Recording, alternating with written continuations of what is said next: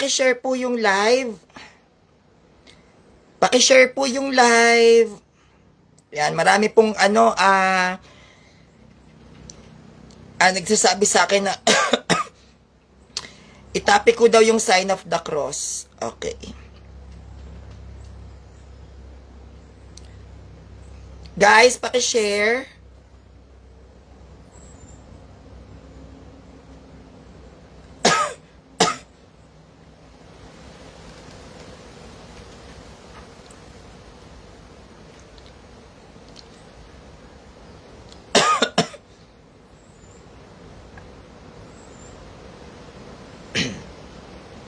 Nauubo ako.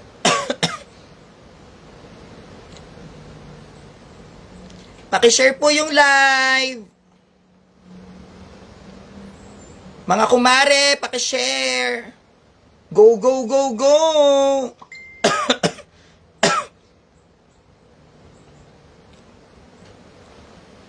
Paki-share po.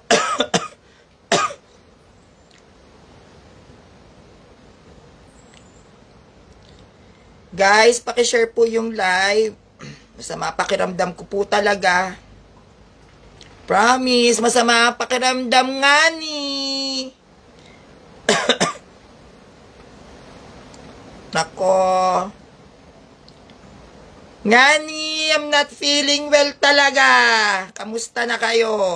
Fresh pa ba kayo?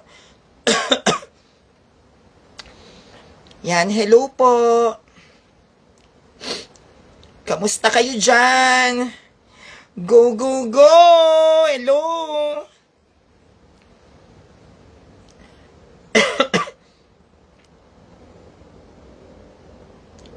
Okay, mag-share muna tayo. Share muna. Share.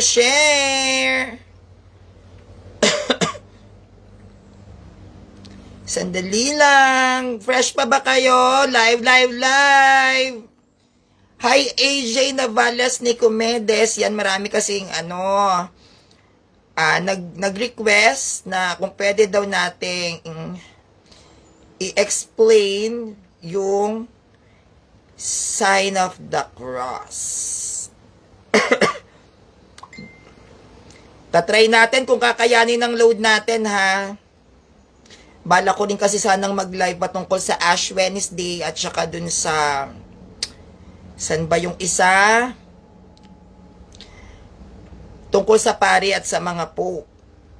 Medyo mahaba-haba kasi yung chikahan pag yun ang ating ni-live. Ano ba yan? Shout out! Hi, Kuya Al at Chacoso. Sign of the cross tayo dito. Kamusta na kayo? Sama ng pakiramdam ko. Pero sige, dahil ito ang ni-request nyo, go lang ng go. Wait lang po, inuubo talaga ako.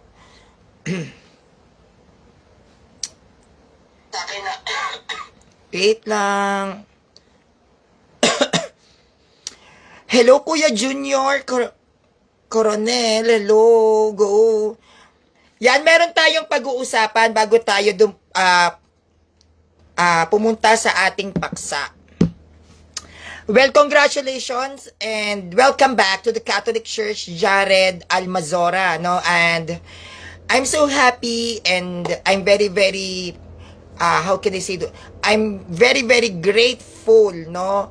Dahil, napili ni Jared Almazora, no, na pumasok po sa aming grupo. So, masaya naman ako dahil yung mga kabataang nandoon ay, how can I say this, ginagabayan siya.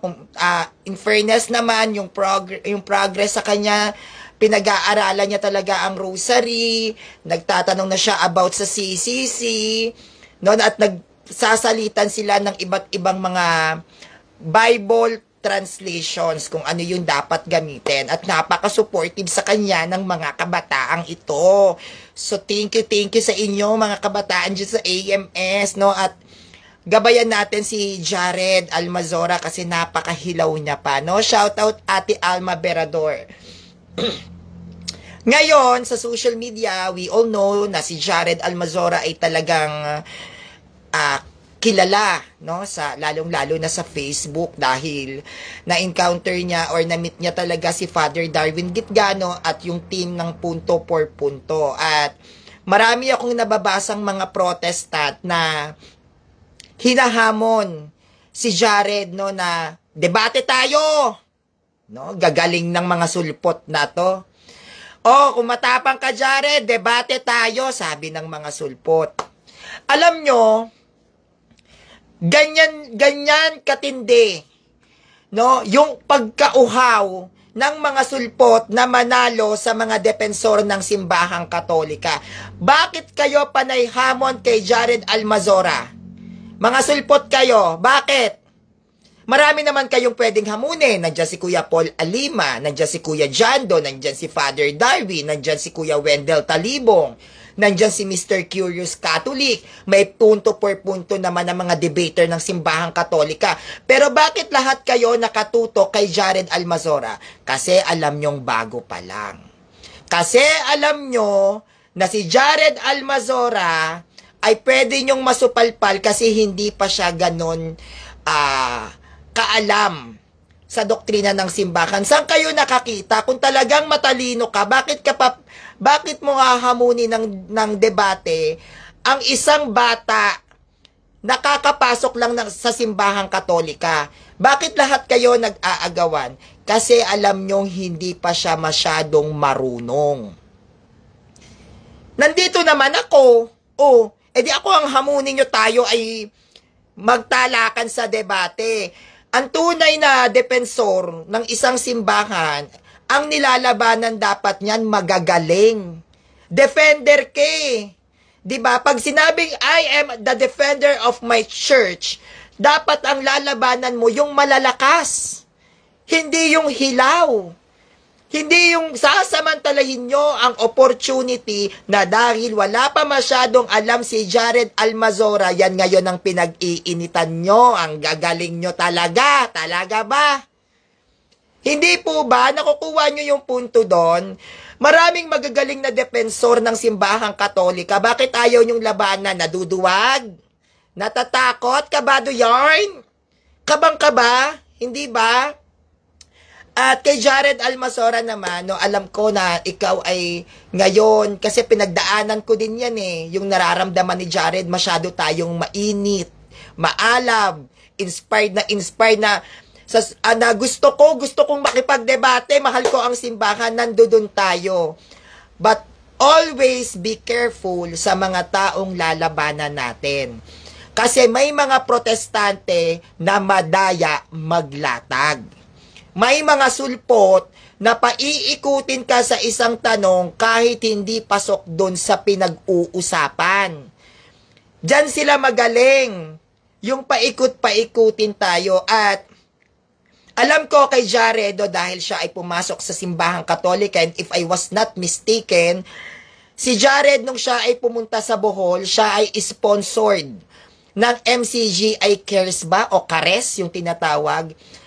Yung dalawa niyang kasama yung kasama ni Jared, which is handog ng INC, at si Jared itself, sila po ay sponsored ng MCGI Cares to travel sa Bohol para ilaban kila Father Darwin Gitgano, kay Kuya Jando Alabado, kay Kuya Paul Alima. So, alam ko, nung kayo ay nagkatoliko na, alam ko yung epekto niyan sa inyo. Alam ko na baka namura kayo.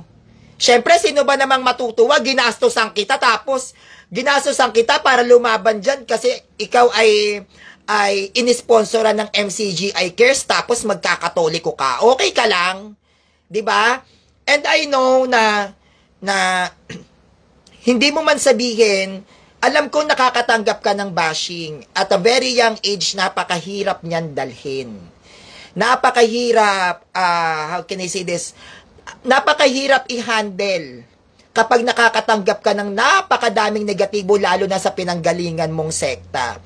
Pero ganun pa man, gawin mo siyang inspirasyon.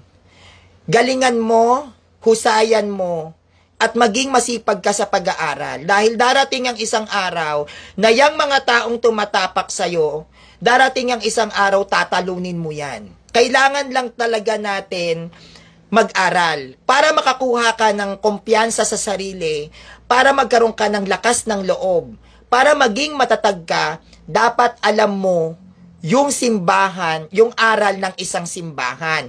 Para pag humarap tayo doon sa ating kalaban, kung may kumpiyansa ka, confident ako na alam ko kung paano kita gigibain. Bakit? Kasi inaral mo. Kasi alam mo.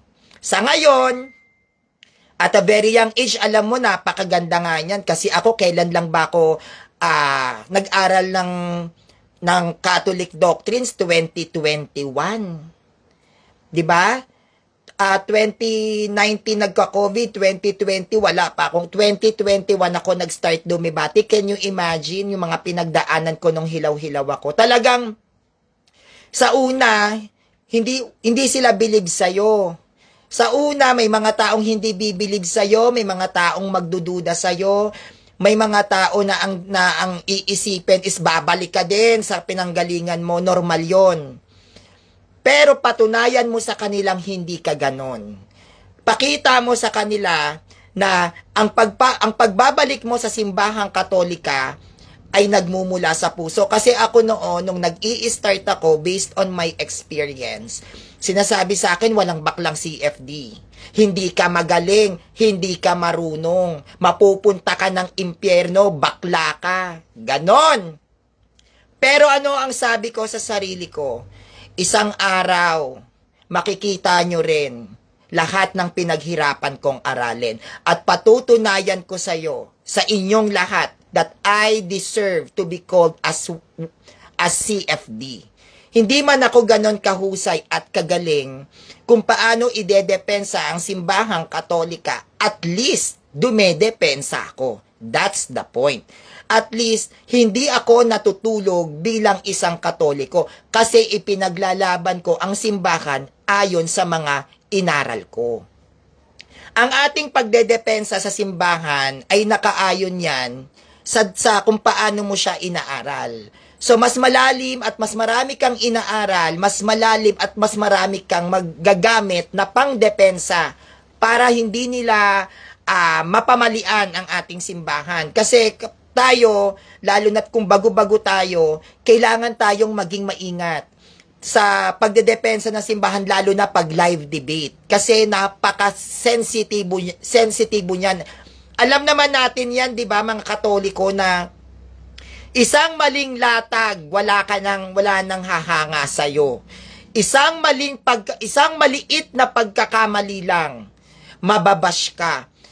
Yan ang katotohanan at realidad ng buhay. Hindi natin yan pwedeng pagtakpan. Ganun naman talaga ang tao. Sa dami ng mabuting ginawa, sa dami ng magagandang na ituro, isang pagkakamali, nakakalimutan na yung mga magagandang nagawa.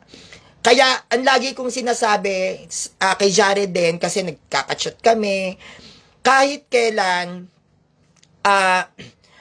hindi ako nagtanim ng galit sa kanya. Kahit kami ay nagharap din sa debate. And I am really surprised and I am really shocked na siya ay umanib sa simbahang Katolika. Can you imagine, nakakalaban ko ngayon?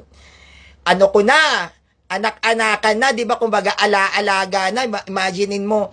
At alam ko, sa personality ni Jared Almazora, magiging magaling kang defensor ng simbahan. Kasi, meron ka ng tapang eh. Meron ka ng lakas ng loob na kinakailangan yan kapag ikaw ay sasabak sa debate. Meron ka na yan eh. Pagdating sa emosyon, talagang full package ka na. Ang kulang na lang sa'yo is kailangan mo na lang maintindihan yung katuruan ng ating simbahan. Kasi kapag yan, mga katuruan ng simbahan na yan, ay naintindihan mo lahat. Kahit wag ka nang gumamit ng notes, madali mo na lang siyang maisasalita. Kasi yan na lang talaga ang kailangan mong gawin. Mag-aral ka at aralin mong maigi yung mga katuruan ng ating simbahan. At naniniwala ako na marami kang hihigitan na mga defender ng simbahan na magagaling kasi magaling ka. No? Kaya, wag kang mapapagod. Dumating man yung pagkakataon na may mang-down sa'yo o ma-down ka dahil sa sinasabi ng ibang tao sa'yo, lagi mong titignan ang sarili mo. Ganon ka ba? Ganon ba yung pagkatao mo?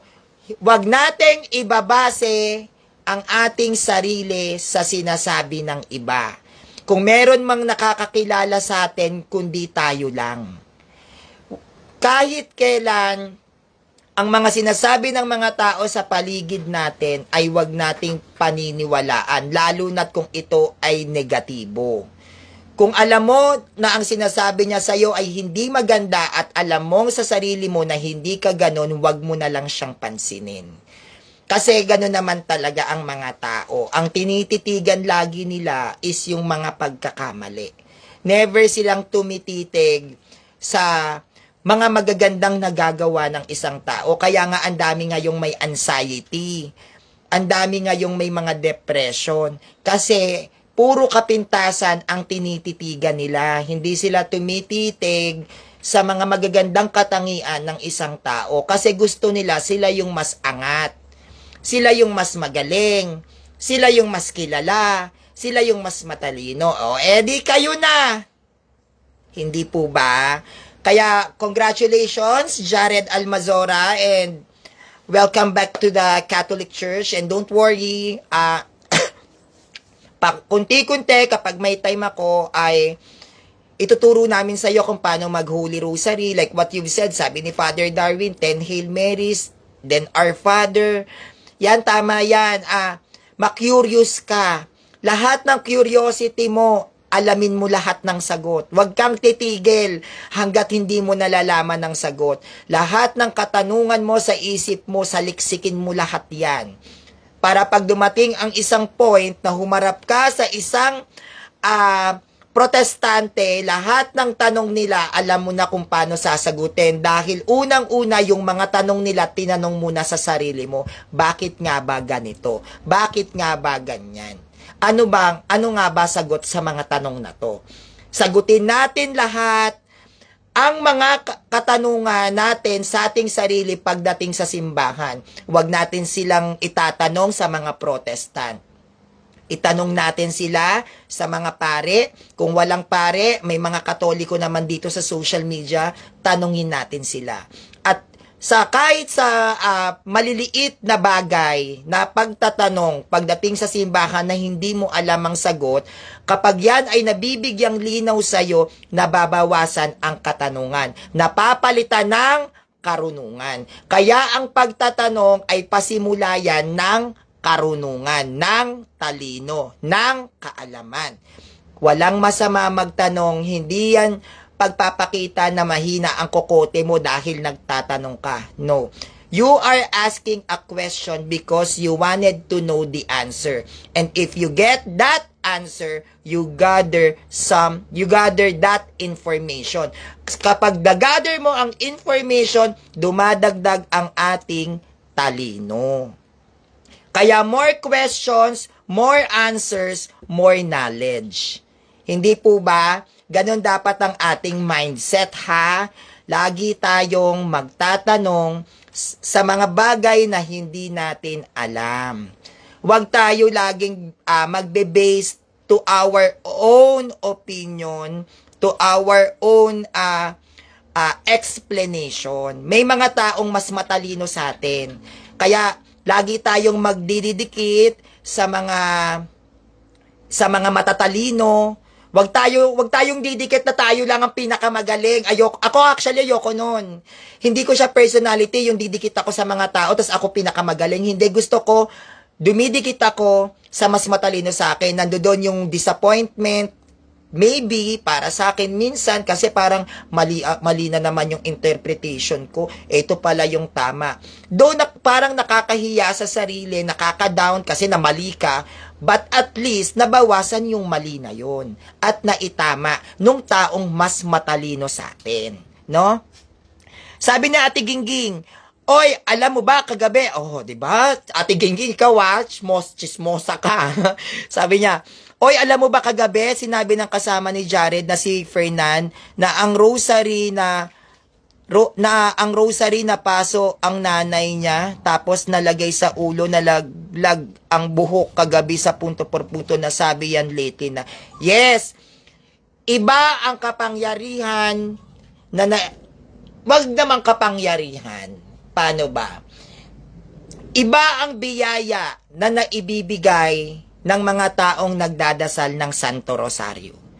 Para sa akin, well, lahat naman ng devotions kasi, lalo na kung gagamitan mo ng puso, lahat naman yan talaga nakakabanal. Divine Mercy, Chaplet of the Godfather, meron tayo niyan, Chaplet of the Holy Spirit, Holy Rosary, lahat naman para sa akin yan. Yan ay mga debosyon na kung saan yan ay nagpapalalim sa ating pagdating sa spiritual. Pero isa sa pinakamabisa talaga pagdating sa pagdedebosyon, Santo Rosario.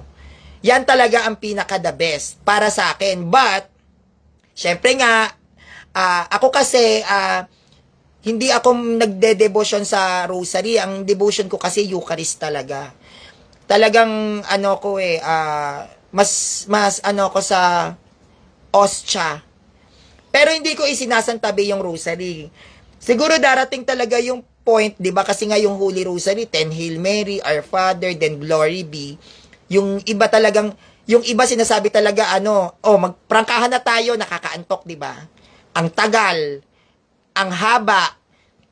Tapos parang, darating ka pa sa part na sa pagro-rosary mo, may biglang papasok sa isip mo. Kunyari, bigla mong maaalala yung utang ng kaibigan mo. O yung sinabi sa'yo ng tropa mo na ang tagal-tagal nang nangyari, bigla siyang pumapasok. Yang mga bagay na yan, na kapag tayo naiinip mag-rosary, yan yung mga sacrifices na dapat natin. Yan yung mga pagsubok, na dapat nating labanan. At tayo ay dapat talagang magbigay ng sacrifices sa Holy Rosary. Kasi, kaya may mga pagkakataong naiinip ka, kaya may mga pagkakataong inaantok ka, kaya may mga pagkakataong parang ayaw mong mag-rosary kasi hindi ka sanay mag-rosary. Or hindi ka talaga nagro-rosary. Kasi habang tumatagal, kapag minahal mo ang Santo Rosario, sa tagal ng pagdadasal mo yan, mamahalin mo yan. Siyempre, tagal mo nang dinadasal. Kumbaga, dapat makasanayan mo yung pagdadasal ng Santo Rosario. Maging bahagi siya ng routine ng buhay mo. Kapag nakasanayan mo na yan, yung Holy Rosary na yan, mararamdaman mo ang blessings niyan. Mararamdaman mo ang bunga niyan. Kaya nga, tingnan nyo yung mga poses. Diba? Pag may mga poses, pag nagro-rosary, nabibingi. Sumisigaw, nagpupumiglas, kasi iba ang naibibigay na biyaya ng Santo Rosario. Hindi lang siya dahil sa nagtataboy ng demonyo, nagbibigay rin siya ng natatanging biyaya sa atin sa pangangailangan at nagbibigay din siya ng pagpapabanal. Pag ikaw lagi kang nagro-rosary, pwede kang maging santo. Lahat po ng saints na naabutan ang Fatima, lahat po ng saints na sa panahon ni Santo Domingo, dahil sa Holy Rosary na yan, naging santo sila. No, lahat po ng mga halos ng mga santo natin ay nagdebosyon sa Holy Rosary. Kaya kung gusto nyong maging santo, gusto nyong maging banal, mag-Holy Rosary ka. Kung pangit ang ugali mo, mag-Santo Rosario ka. Kahit masama ang ugali mo, kahit palamura ka, rosary ka lang ng rosary. Bakit? Ang Santo Rosario, binabago niya ang mga pangit na ugali natin. Ang Santo Rosario, binabago niya yung matigas mong puso. Pinalalambot niya yan. Ang Santo Rosario, pag tayo ay nag-rosary, nagbibigay yan ng himala. Yang rosary na yan, yan ay isa sa debosyon natin na kung saan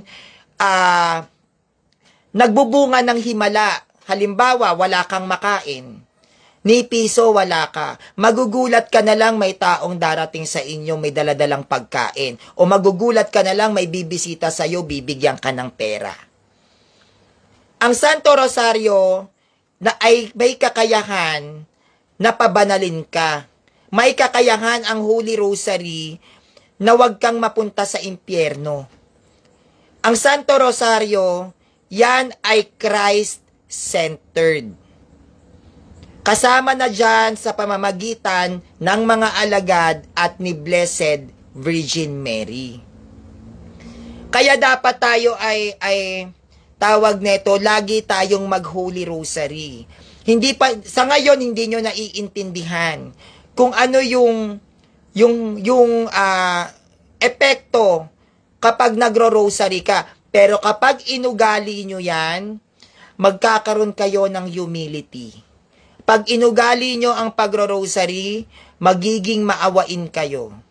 Pag kayo ay inugali nyo ang pagro-rosary, magkakaroon kayo ng pambihirang talino. Na magugulat ka na lang, paano ko to nasabi? Na hindi mo alam, pumapasok na lang sa isip mo, salita ka ng salita at nagtataka ka, paano ko to nasasabi? Yan po ay hiwaga ng Santo Rosario.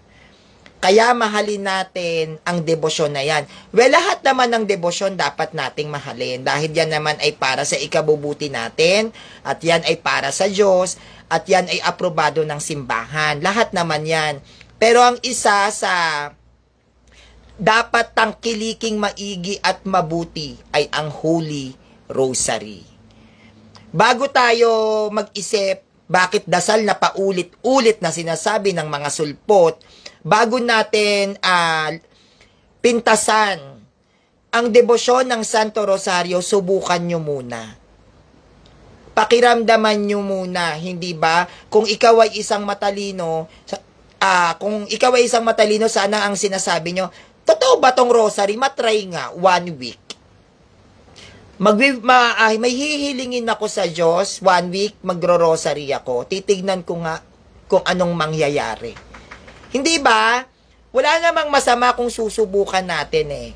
Wala rin namang masama kung magro-rosary ka kasi para naman din sa Diyos yan.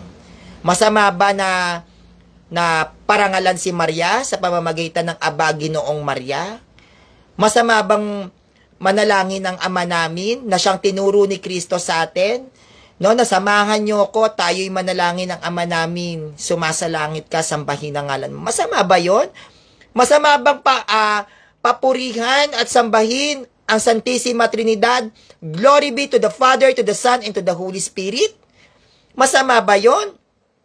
Masama ba na i-profess natin ang faith natin?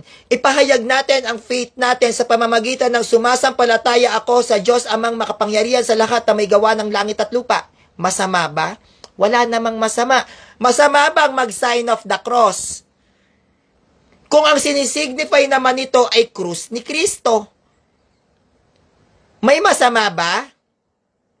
Pero ang sinasabi ng mga protestanteng ito na ang krus, no, o ang pag-aantanda ng krus, yan daw ay para sa mga pagano.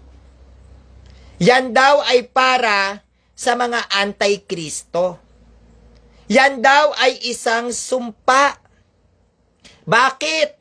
Dahil daw sa panahon, no, ni Kristo at ng mga alagad, ang mga kriminal daw ay pinapako sa krus. Kaya ito daw ay isang kasumpa-sumpang pag-aantanda. Sinusumpa daw natin ang ating mga sarili dahil tayo ay nagsa-sign of the cross.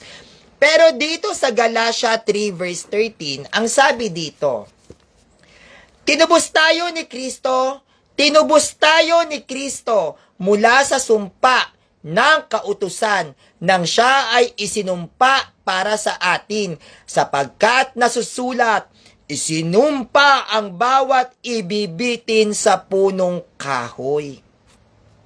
Yung sinasabi nilang sumpa na kung saan ibinibitin sa punong kahoy yung mga magnanakaw, yung mga pumapatay, yan, mga sinumpayan noon sa bayan ng Diyos. Ikaw, isa kang kriminal, ipako sa krus yan.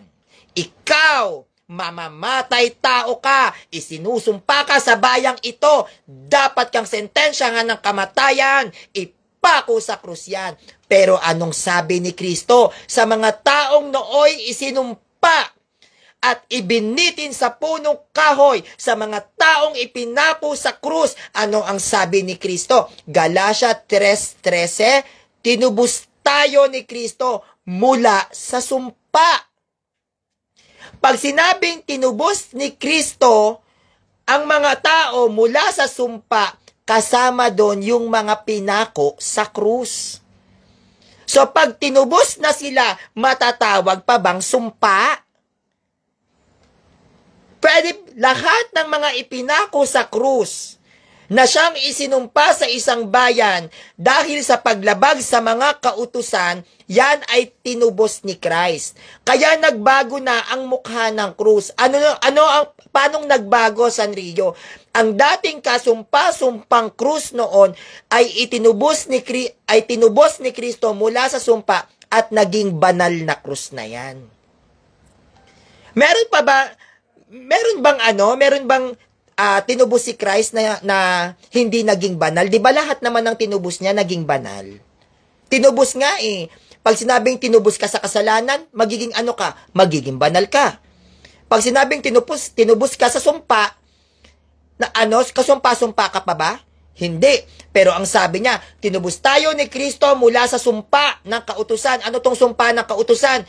Yan yung mga lumabag sa kautusan sa bayan ng Diyos, which is dyan sa Israel.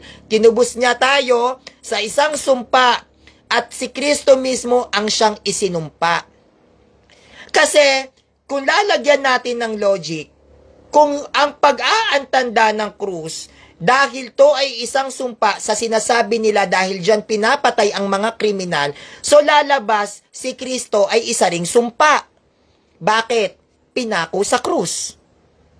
Hindi po ba?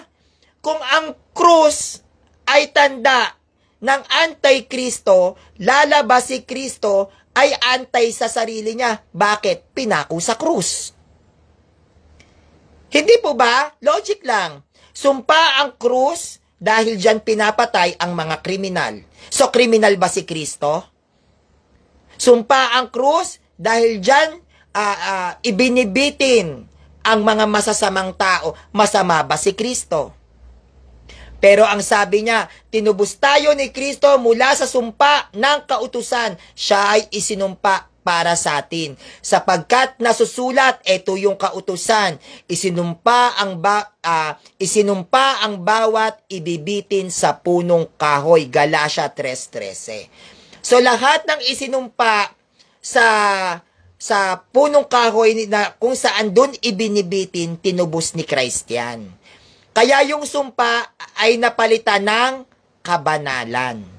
Kaya tayo, ang tawag natin dyan, banal na krus o Holy Cross.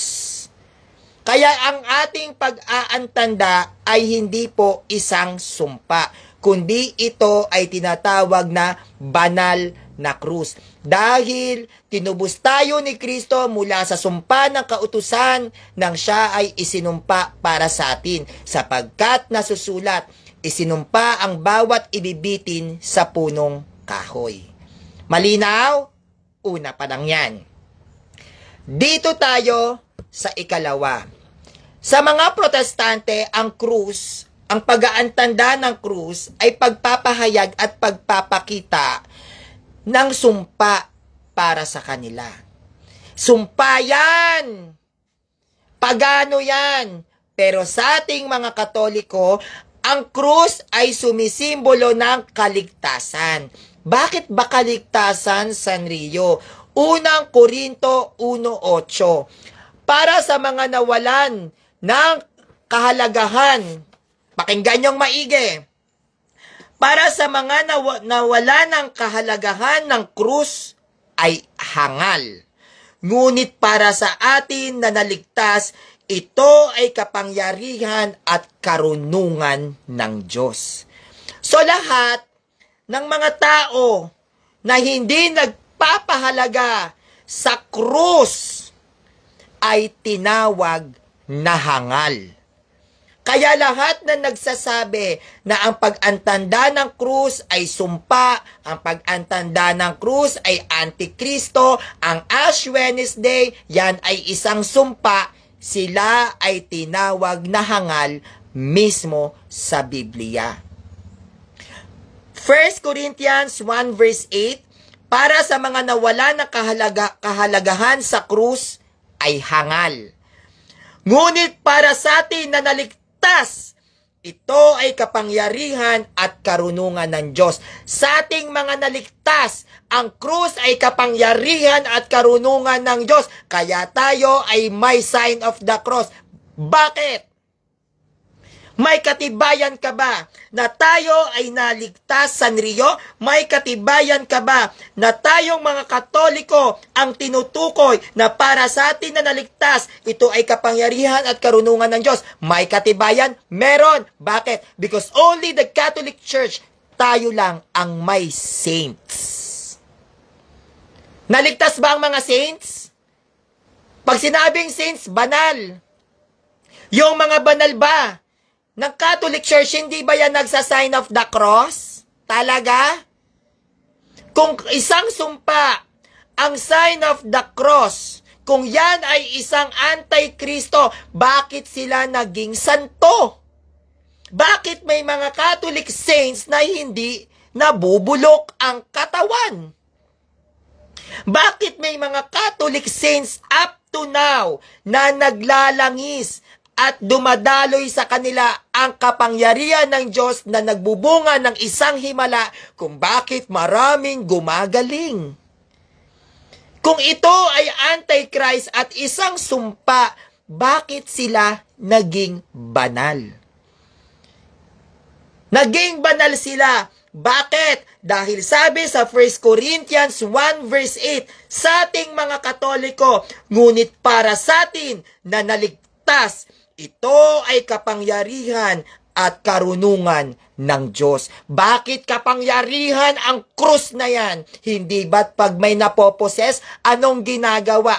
Pagpapahid ng antanda ng krus na siyang sumisimbolo na ililigtas kanya sa kampon ng kadiliman. Pagpapahid ng antanda ng krus, pagpapakita na ang iyong sarili ay pinababanal ng Panginoon. Pag-antanda ng krus, pagpapakita na tayo ay mga tunay na Kristiyano. Bakit? Sapagkat ang pag-aantanda ng krus, yan ay krus ni Kristo na siyang tumubos sa mga taong ibinitin sa punong kahoy bilang isang sumpa ng kautusan sa panahon nang sila pa ay nabubuhay. Nakigigets nyo po ba? Okay. Dito tayo. Ang sign of the cross. No? Ang sign of the cross, yan ay tanda nating mga Katoliko bilang pagiging isang tunay na Kristiyano at tagasunod ni Kristo. Agree po ba? Agree ba? Ang sign of the cross, yan ay tanda na ikaw ay isang tunay na Kristiyano at tagasunod ni Kristo. Bakit? Mateo 16 verse 24. Ang sabi sa Matthew 16 verse 24, kung nais mong sundin ako, I repeat, kung nais mong sundin ako, dalhin mo araw-araw ang iyong krus at sundin ako. Araw-araw mong dalhin ang iyong krus at ang krus na ito ay hindi si Sunshine Cruz, hindi si Geneva Cruz, kundi ang krus ni Kristo. At tayo ay susunod sa Kanya. Ibig sabihin, kung ano ang naranasan ng krus na siyang itinatanda natin sa ating sariling katawan, ang krus na itinatanda natin sa ibang tao, sa ibang bagay, sa mga hayop, sa inyong tahanan, yang mga krus na yan, kung ano ang pinagdaanan, kung sino ang ipinako dyan, yon ang mararanasan natin. Kung paano pinersecute si Christ, doon sa krus na yon, yun din ang dadanasin mo. Hindi nangako si Kristo na bibigyan ka ng masaganang buhay, pero bibigyan ka ni Kristo ng buhay na walang hanggan. Kaya ang sabi ni Christ, Kung nais mo, no? Kung nais mong sundin ako si Kristo, gusto mo ba akong sundin? Dalhin mo araw-araw ang iyong krus at sundin ako. Yes, in Jesus' name. Susundin kita, Panginoong Hesukristo, at dadalhin ko ang aking krus araw-araw para sa iyo. That is one of the reason why every time we pray, kailangan nating mag-sign of the cross. Araw-araw. Kahit hindi pa kayo nagdadasal, pagkagising, wala kayo sa ulirat, sign of the cross. Lord, bless me. Kasi yun ang sabi niya, gusto mo akong sundin, dalhin mo yung krus. Diba? At ano tong krus na to? Krus ni Kristo. At paano natin dadalhin ang krus ni Kristo? Sa pamamagitan ng unang-unang pag-antanda ng krus. At lalakipan natin ang pagtitiis at pagtsatsaga sa mga taong hinihila tayo pababa. Okay. Next. Ang krus, yan po ay aral ni Kristo. I repeat. Ang krus ay aral ni Kristo. Filipos 3:18. Filipos 3:18. Ang sabi dito, maraming mga mananampalataya na ang buhay ay salungat sa layunin ng kamatayan ni Kristo sa krus. I repeat, maraming mga mananampalataya, maraming mga Kristiyano na ang buhay ay salungat, na ang pamumuhay ay ibig sabihin ay kabaliktaran sa layunin ng kamatayan ni Kristo sa krus. Aral ni Christ yan. Maraming mananampalataya ang hindi papabor sa krus ni Kristo. Bakit? Dahil sila ay sumasalungat sa mismong aral ni Kristo. Na sundin mo, napasanin mo ang iyong krus at sundin mo ko. Di po ba? Kaya tinuro na ni Kristo sa atin. Filipos 3:18, maraming mga mananampalataya na ang buhay ay salungat sa layunin ng kamatayan ni Kristo sa krus. Marami talagang sasalungat sa sign of the cross. Okay. Ang krus ay bagong buhay kaisa si Kristo. Ang pagsa-sign of the cross, yan po ay bagong buhay natin kasama si Kristo. Galatias 5:24. Ang mga pita ng tao at ang mga hangarin ng laman ay ipinako sa krus kay Kristo. Ang mga pita ng tao, ano tong pita ng tao? Pag sinabing pita ng tao, kahinaan natin. Ano itong mga kahinaan? Bisyo, pambababae, panlalalaki, pakikipagtalik sa hindi mo asawa, mga namamakla, mga bakla, mga pumapatol ng tomboy, mga tibo, mga may kabit, mga hindi makontento sa jowa, kaliwat kanan ng babae, pagsasyabu, paglalaseng, pagmumura, katakawan, kalibugan, kasinungalingan, panggagamit ng tao, pangdidiscriminate, pangmamanipula, lahat ng mga pangit na ugali ng isang tao ay tinatawag na pita ng tao. At mga hangarin ng laman. Ano itong mga hangarin ng laman? Yung gusto natin pero ayaw sa kalooban ng Diyos. Tulad ng ano? Ano ba yung mga hangarin ng laman? Imbis na magsimba, mag-inuman na lang tayo.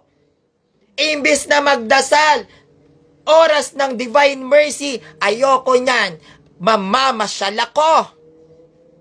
Kung ano yung layaw ng katawan, na mas binibigyan natin ng oras at panahon kesa sa usaping pangsimbahan na ikababanal ng ating espiritu, yun ay tinatawag na hangarin ng laman. Ano ngayon ang meron sa pita ng tao at hangarin ng laman? Galatia 5 verse 24, ang mga pita ng tao at ang mga hangarin ng laman ay ipinako sa krus kay Kristo. Nung siya ay ipinako sa krus, kasamang ipinako doon ang lahat ng ating mga kahinaan. At dahil nasa krus ni Kristo ang lahat ng ating mga kahinaan, tayo ay nagkaroon ng pagbabagong buhay. Nagkaroon tayo ng bagong buhay kasama si Kristo dahil ang mga lumang buhay natin, lumang pamumuhay natin ay kasamang ipinako sa krus. Kaya pag tayo ay nagsa-sign of the cross, kasama nating ibinibigay doon sa krus ni Kristo ang lahat ng ating mga pagkakasala. Kaya nga pag nag-aantanda tayo ng krus, pinababanal natin ang ating sarili na sinasabi natin sa ngalan ng Ama, ng Anak, ng Espiritu Santo. Amen. Panginoon, pabanalin niyo po ako. Hindi ba? Okay. Maging si San Pablo ay pinagmalaki ang krus ni Kristo. Maging si San Pablo ay proud na proud sa krus ni Kristo. At si Pablo mismo, inilambag niya ang krus ni Kristo sa kanyang sariling katawan. Inilimbag. Diba? Tignan nyo ha. Galatia 16 verse 14 and 17. Anong sabi? Ngunit para sa akin lamang, sabihin, opinion ni Pablo. Ngunit para sa akin lamang, ipinagmamalaki ko ang krus ng ating Panginoong Hesukristo. Paano mo ipagmamalaki ang krus ng Panginoong Hesukristo? Ipakita natin sa lahat ng tao at sa buong mundo ang sign of the cross. Be proud. Pinagmamalaki ni San Pablo, no? Sabi niya, ngunit para sa akin lamang, ipinagmamalaki ko ang krus ng ating Panginoong Hesukristo. Bakit? Sapagkat sa pamamagitan ng kanyang krus, ang mundo ay namatay sa akin at namatay ako para sa kanya sa mundo. Sana wala na akong kaguluhan sapagkat ang patotoo na nasa aking katawan ay totoo na ako ay alipin ni Kristo. Ang pagyakap ni San Pablo sa krus ni Kristo ay pagpapakita na siya ay alipin ni Kristo. Paano yang naging sumpa? Matatawag mo bang kasumpa-sumpa ka kung sasabihin mong alipin ako ni Kristo? Matatawag mo bang pagano at anti-Kristo kung sasabihin mong alipin ako ni Kristo? Maging si San Pablo, ang krus ni Kristo, no, sabi niya, sapagkat ang patotoo na nasa aking katawan ay totoo na ako ay alipin ni Kristo. At sabi niya, ipinagmamalaki ko ang krus ng ating Panginoong Hesukristo. At dahil tayo ay tatag mismo ng Panginoong Hesukristo sa bayan ng Jerusalem, Matthew 16 verse 18, Pedro, sa ibabaw ng batong ito itatayo ko ang aking iglesia at ang pintuan ng Hades ay hindi makakapanaig laban dito na naganap sa Caesarea Philippi, na kung saan siya ang ating founder ng simbahang Katolika, na nagkaroon ng mga apostol, 12 alagad, at nagkaroon at nagbunga ng isang natatanging apostol ng mga Hentil, si San Pablo, na nagbanggit at nagwika, no, na ang sabi niya, ipinagmamalaki ko ang krus ng aking Panginoong Hesukristo. Be proud. Pakita natin sa kanilang lahat ang sign of the cross. Kung paanong ipinagmamalaki ni San Pablo ang krus ni Kristo, ganun din dapat tayong mga mananampalataya. I'm proud to be a Catholic because we have a sign of the cross. Tama po ba? Next. Ang krus ay isang tanda na ang anak ng tao ay lilitaw sa kanyang muling pagparito. No? Ang krus ay isang tanda na muling paglitaw, no? Na ang anak ng tao ay muling lilitaw sa kanyang muling pagparito. Matthew 24 verse 20. Kung gayon, ang tanda ng anak ay lilitaw sa langit. Tanda ng anak, ano ba ang krus? Ano ba ang tanda ng cross? Sino bang pinako sa cross? Si Christ. Ang Holy Cross ay tanda ng anak. At itong tanda ng anak ang siyang lilitaw sa langit. Kaya kapag lumitaw ang anak at siya'y muling pumarito sa atin, lahat tayo ay magsa-sign of the cross. Tanda na tayo ay kanyang mga alipin. At dahil tayo ay kanyang mga alipin, tanging ang mga alipin ni Kristo ang kanyang ililigtas. Kaya mahalaga ang sign of the cross. Okay.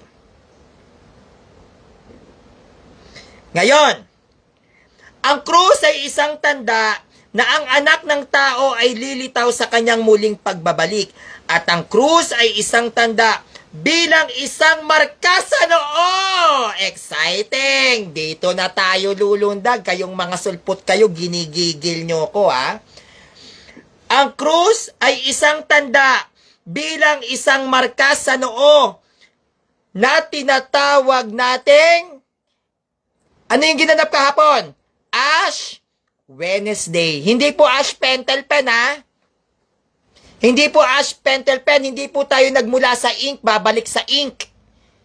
Dapat Ash, abo. Nagmula ka sa abo, babalik ka sa abo. Hindi po tayo dapat gumagamit ng marker. No? Hindi po yan ang katuruan ng ating simbahan. So, dito tayo, Ash Wednesday. Ano ang Ash Wednesday? Do you have any idea about the Ash of Wednesday? Okay. Ang Ash Wednesday, ito ay isang tanda o isang, how can I say this? Ito ay isang tanda o isang senyales na papasok na po ang Lenten season o mahal na araw.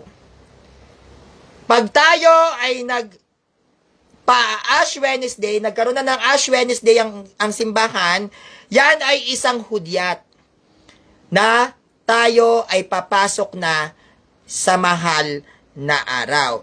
40 araw bago ang linggo ng pagkabuhay.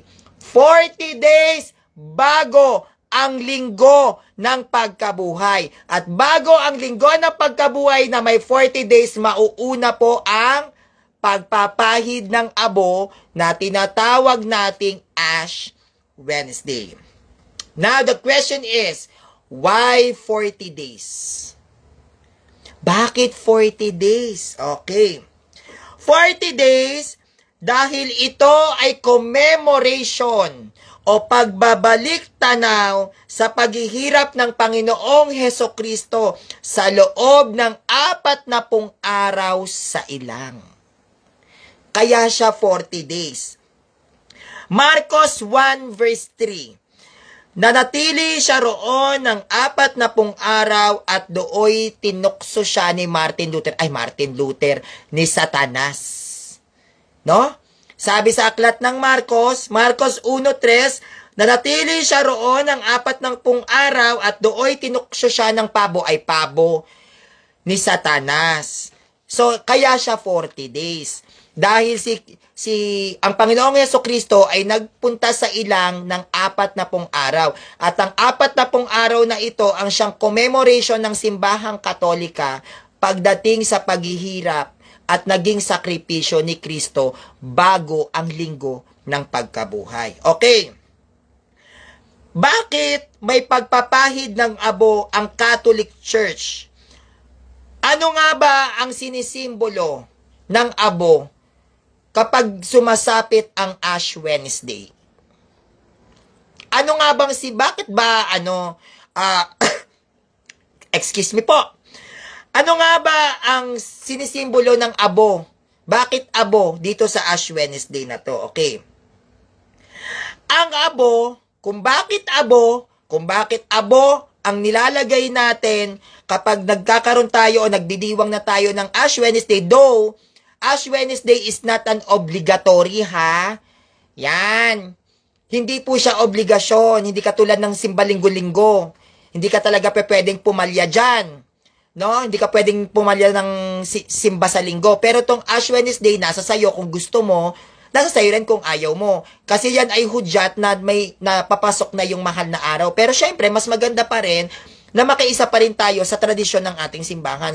Much better pa rin kung magpapaano tayo ng abo bilang pakikiisa sa darating na mahal na araw. Now, bakit ba abo? Shh!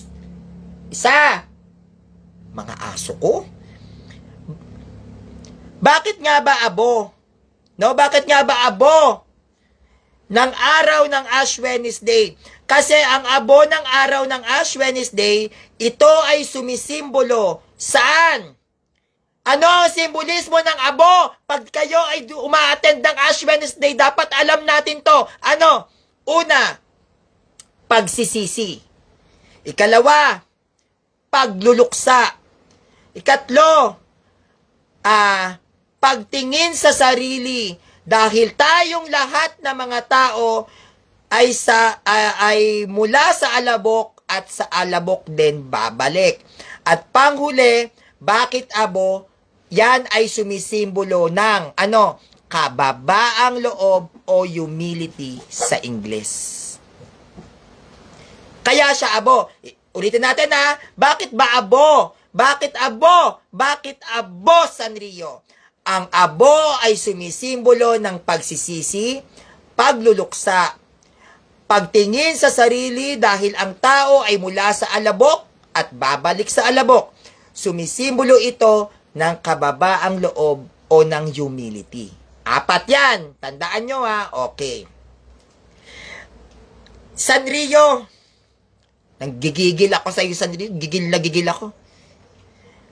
Paanong ang abo ay sumisimbolo ng pagsisisi? Ano bang kalokohan, Sanrio? Nag-abo ka lang? Nagsisisi ka na? Okay. Job 42 verse 6. Job 42 verse 6. Kaya ako ngayon ay nagsisisi. Si Job to ha. Kaya ako ngayon ay nagsisisi. Ikinahihiya ang lahat ng sinabi. Sa alabok at apo, ako ay nakaupo. Yes, tama po. Ash, abstinence, sacrifice, and holiness. Yes, tama po yan. Stand din yan ng ating simbahan sa acronym pag-acronym na ASH. No? Abstinence, sacrifice, and holiness. Ngayon, ang abo ay tanda ng pagsisisi dahil si Job mismo ay nagsalita. Kaya ako ngayon ay nagsisisi. Pagsisisi. Ikinahihiya ang lahat ng sinabi sa alabok at abo. Ako ay nakaupo. Kaya ang sa simbolismo ng abo ay pagsisisi. Okay. Ano yung ikalawa kong sinabi? Ano yung ikalawang sinisimbolo ng abo? Ito ay ang pagluluksa. Diba? Sanrio, pagluluksa. Ano mo kailangan kong iluksa? Bakit naging pagluluksa? Bakit kailangan kong magluksa? Hello, happy family kami, Pagluluksa talaga, okay. Bakit ba pagluluksa? Ang Ash Wednesday, ito ay paggunita sa commemorasyong tinatawag sa naging paghihirap at kamatayan sa krus ni Kristo. Pag ginugunita mo ba yung kamatayan sa krus ni Kristo, magpapaparty ka?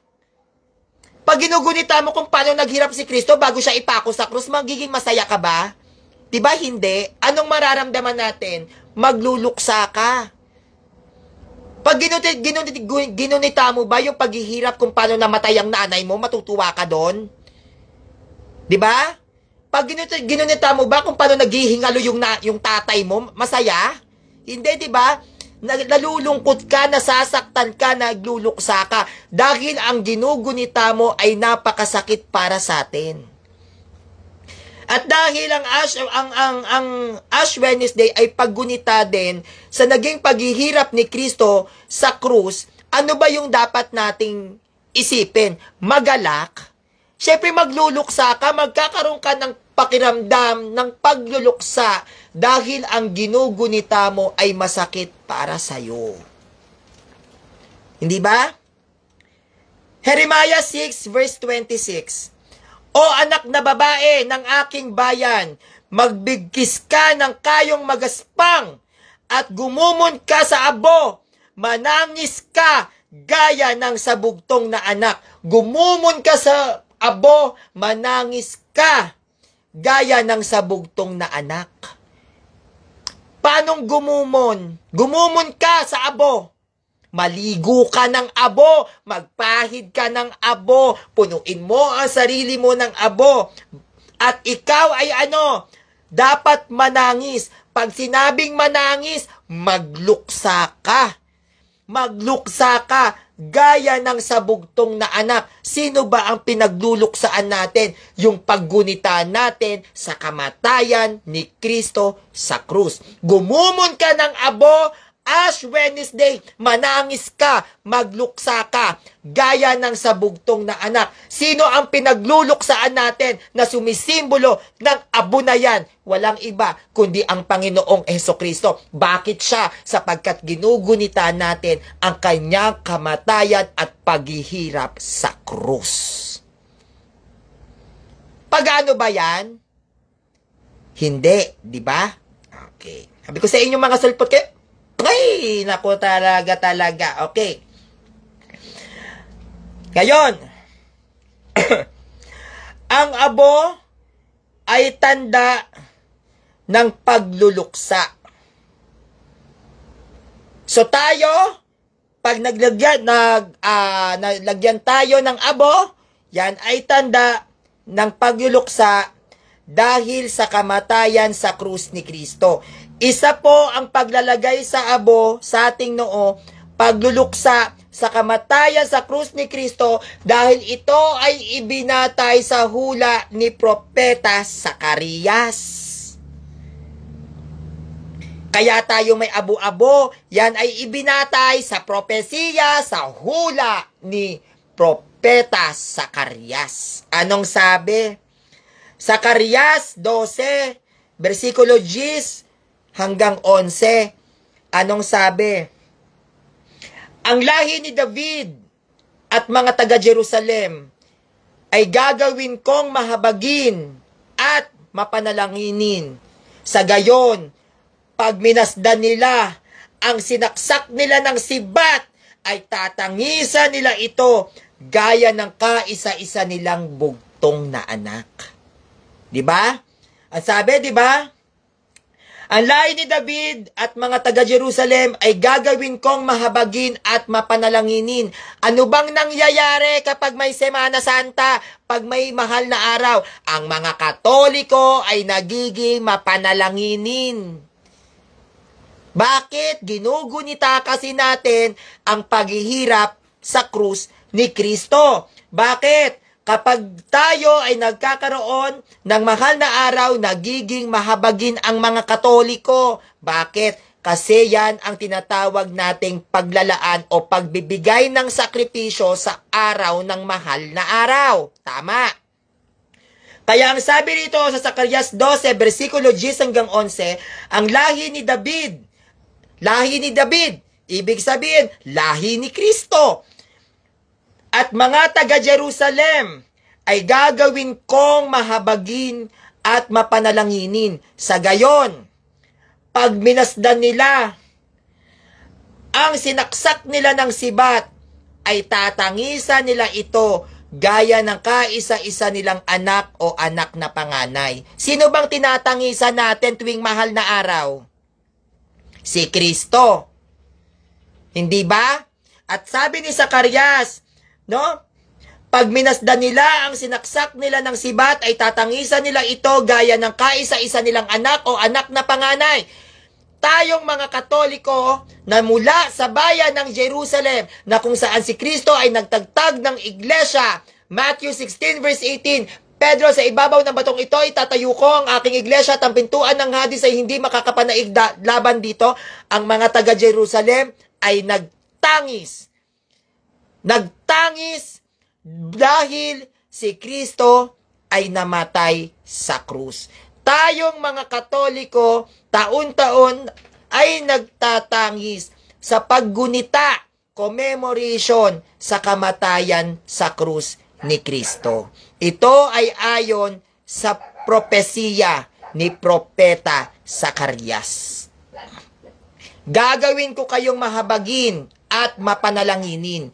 Kapag dating ng mahal na araw, lahat tayong mga Katoliko ay nagiging mahabagin at mapanalanginin dahil ang ating ginugunita ay ating Panginoong Hesukristo. At yan ang dahilan kung bakit tayo nagtatangis at nagluluksa.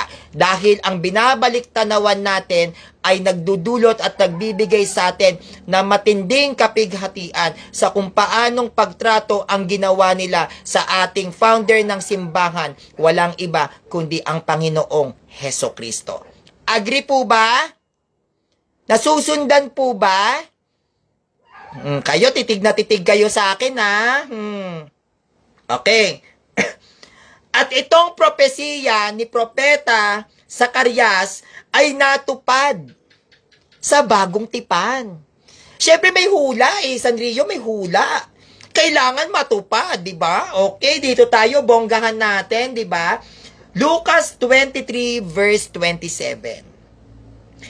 Sinundan si Jesus ng maraming tao, kabilang ang ilang babaeng nag-iiyakan at tumatangis sa kanya. See?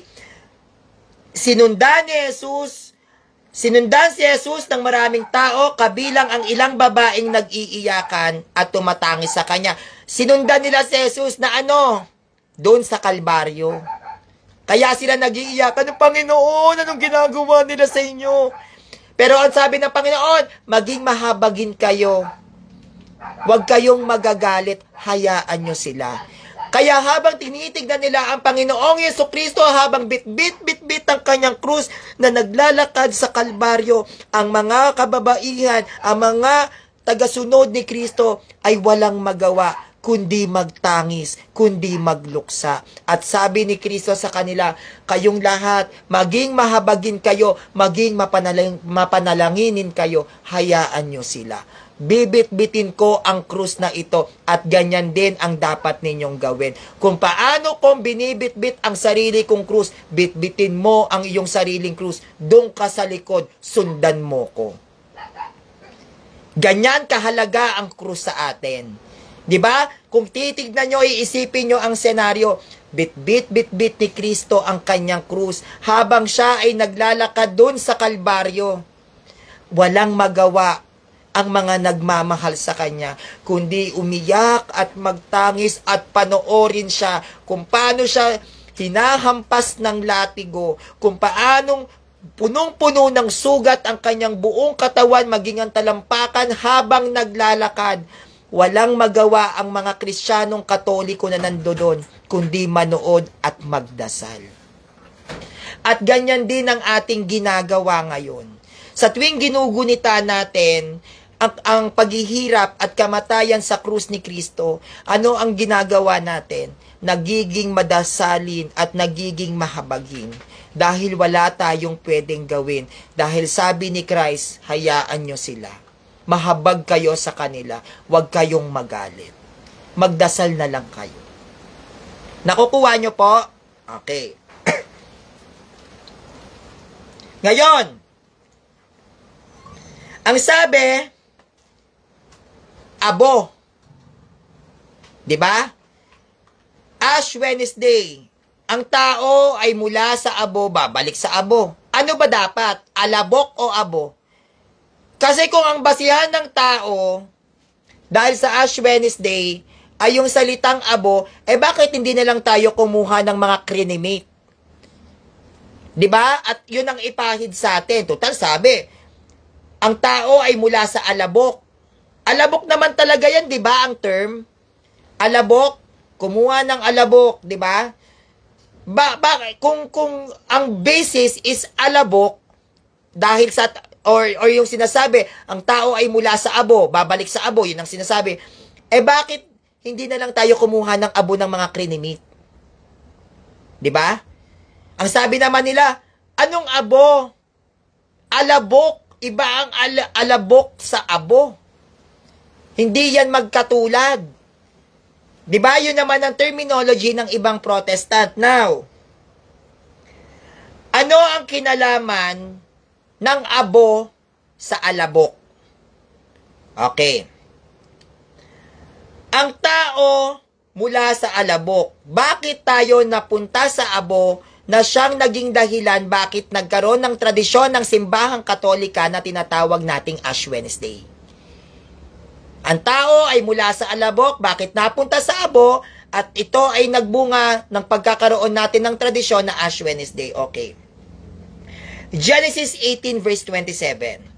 At sinagot si Abraham at nagsabi, narito, ngayoy nangahas akong magsalita sa Panginoon, akong alabok at sa abo lamang. So nagsabi si Abraham sa Genesis 18 verse 27 na siya daw ay mula sa alabok at mula sa abo. Kaya tayo sa Ash Wednesday, itinuturing din natin na tayo ay mula sa abo dahil si Abraham mismo ay inilarawan niya ang kanyang sarili na siya ay mula sa alabok at mula din sa abo. Now,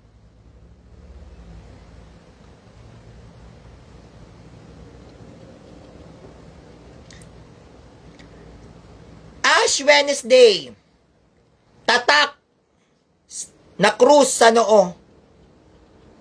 Ito ba ay sa Diyos? May mababasa ba kayo na dapat tayong mag-Ash Wednesday?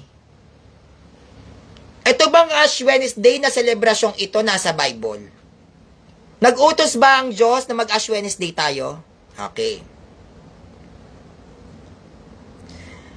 Yung ating Ash Wednesday, na which is paglalagay ng tanda o tatak sa noo, ang sinasabi ng mga Protestant dito, na yan daw ay tatak ng isang halimaw. Tayo daw ay tinatatakan ng halimaw sa noo. Hindi po ba? Kapag Ash Wednesday, sabi ng mga sulpot, sige, pila, Katoliko, magpaloko kayo, magpauto kayo, tatak ng halimaw yan. Yang mga tatak-tatak, halimaw kayo. Halimaw yung nagtatatak na pari sa inyo, yan ang sinasabi nila. Real talk, yes. Saan nila nakuha yung idea na yung Ash Wednesday natin ay tatak daw ng halimaw? Sang sitas nila kinuha, di ba? Ang kakapal ng mukha, magsitas-sitas, di naman kayo bumuo niyan.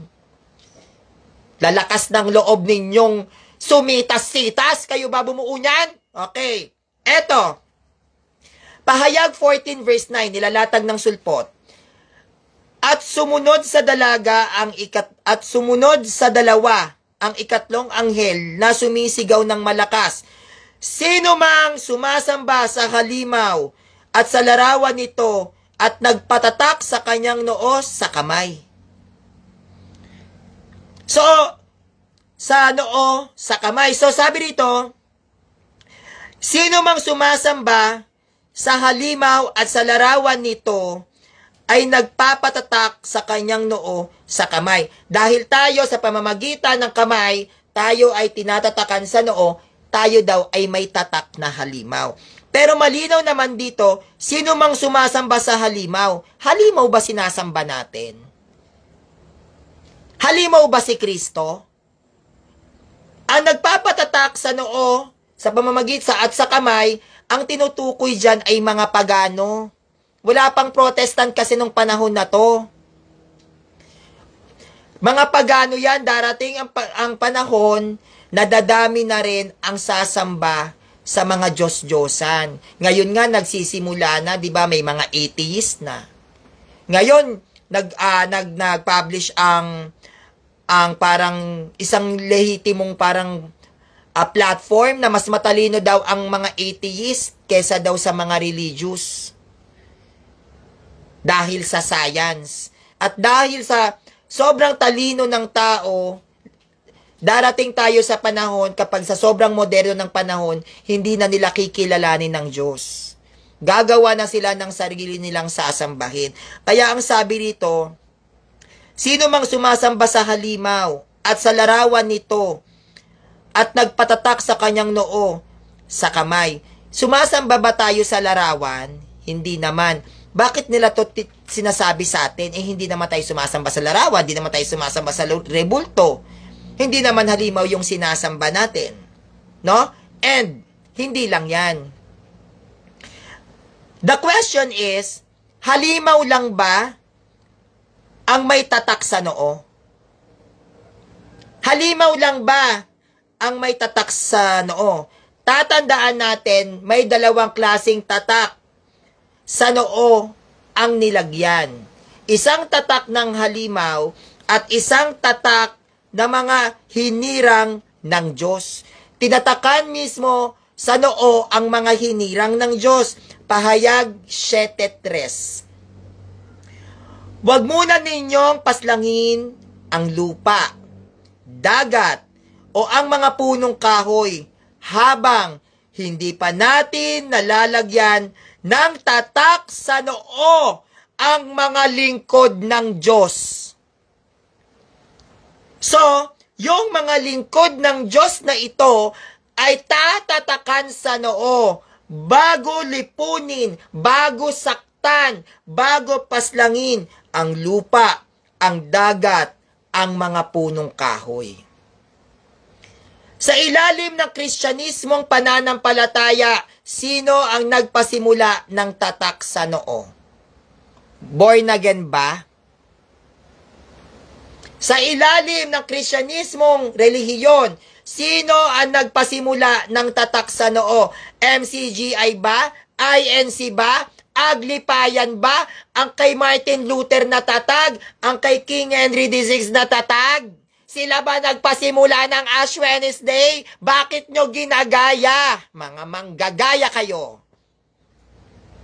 Di po ba? Kung merong tatak ang halimaw, meron ding tatak ang mga lingkod ng Diyos. Pahayag 7:3. Wag muna ninyo paslangin, wag muna ninyo saktan ang lupa, dagat, o ang mga punong kahoy habang hindi pa natin nalalagyan ng tatak sa noo ang mga lingkod ng Diyos. O, sino ba sa ilalim ng Christianity, sino bang unang-unang tinatatakan? Sino bang unang-unang natatakan sa noo? Protestante ba? O, kung walang protestante, sino ngayon na may tatak sa noo? Catholic Church. Bakit? Because the Catholic Church is not a Protestant church. We are a religion. And religion is not a Protestant. Pag sinabing religion, ikaw ang pasimula ng pananampalataya na paniniwalaan ng isang mananampalataya.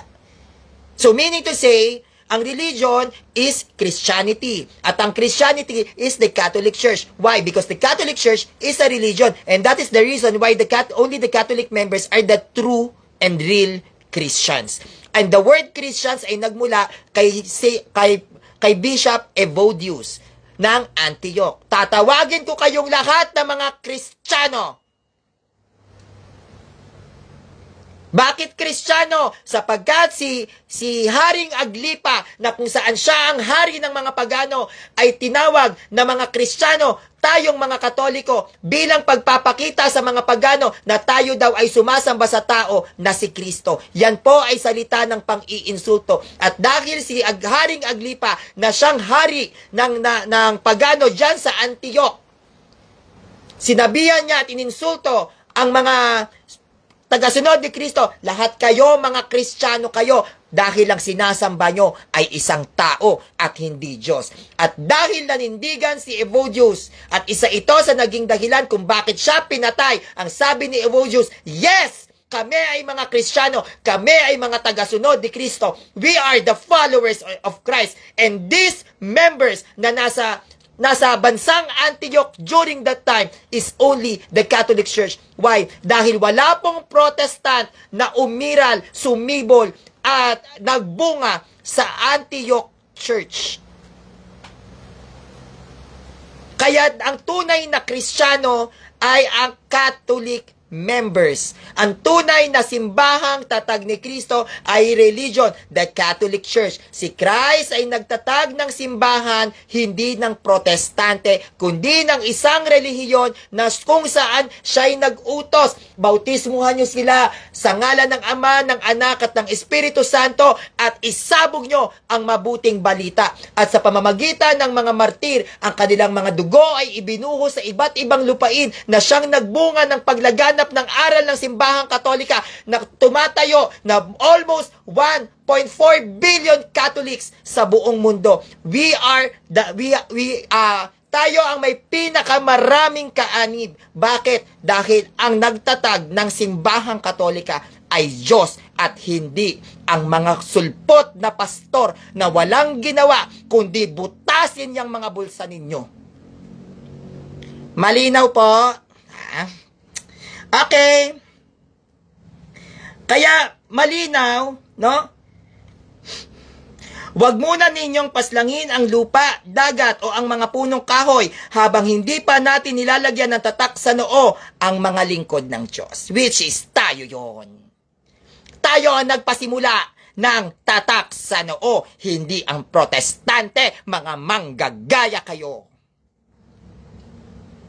Kaya, ang mga lingkod ng Diyos ay dapat ding may tatak sa noo. May tatak sa noo, INC? Talaga? Paano? May tatak sa noo, MCGI? Paano? Aglipayan, may tatak sa noo? Sino na una nagtatak sa noo? Katoliko, Aglipayan? Talaga ba? Born again, Jehovah's Witness, SDA, Baptist.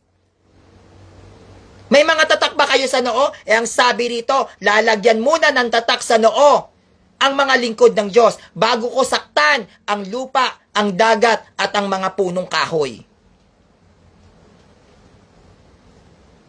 Sabi ko sa inyo eh.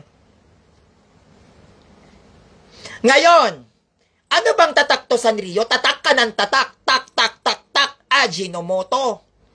Tatak ka ng tatak? Ano bang tatak yan? Kaloka, tatak, ano bang tatak? Tak-tak mo, itak-tak mo, o tak-tak-tak Ajinomoto. Anong tatak to? Okay, kalma. Okay. Ezekiel 9 verse 4 to 6. At sinabi niya rito, libutin mo ang Jerusalem at tatakan ng krus sa noo. Ash Wednesday. Ulit. Ezekiel 9 verse 4 to 6.